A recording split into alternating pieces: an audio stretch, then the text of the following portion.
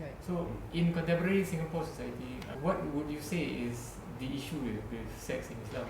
It is the misinformation about sex itself. Many couples are actually quite clueless what happened in the sexual relationship and how actually to pleasure one another. Secondly, there's a lot of misunderstanding about conjugal rights, the rights of men. I think all of us are aware of this cursing angel hadith, and then whether you are on the horse or whether you are baking, if your husband wants sex. So this kind of hadith give the man the same entitlement. I want it, you better give it. Yeah.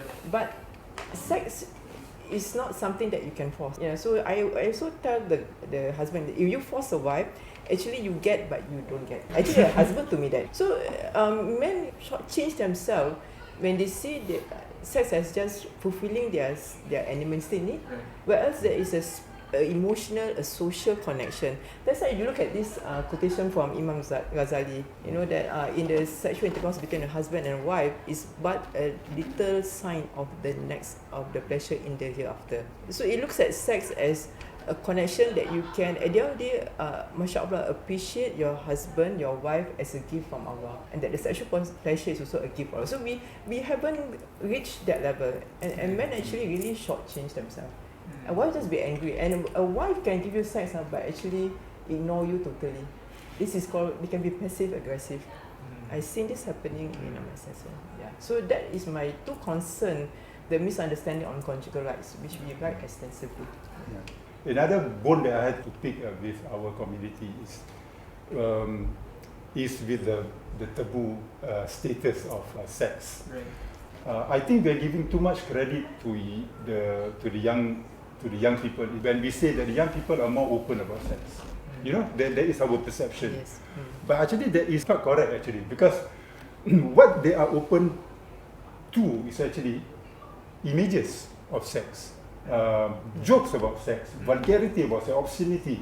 But you can do this experiment. The next time you see kids joking on the MRT, you sit down next to them, and then you start talking to them. They will come up.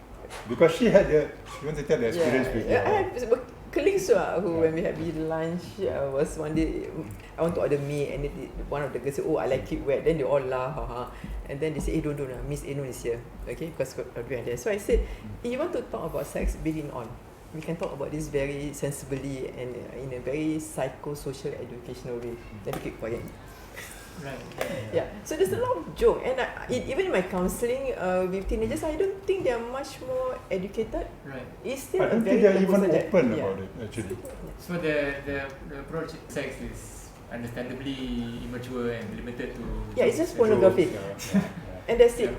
It looks like that you are open, but actually you don't really discuss the issues.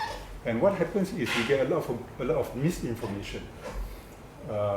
Like for example, boys like to brag about how they have seen women like that. Right. I mean, I cannot be too explicit, And but I think you know what. yeah. Through these jokes, you actually inculcate yourself and you bring it into marriage. Right. And when you approach your wife, you approach like that. You think your wife you're impressed. Your wife's not impressed by your attention to her body. But what she wants is actually your attention to her as a person, her thinking, her feelings, her ambition actually, which is very much forgotten by Muslim men today actually, for example.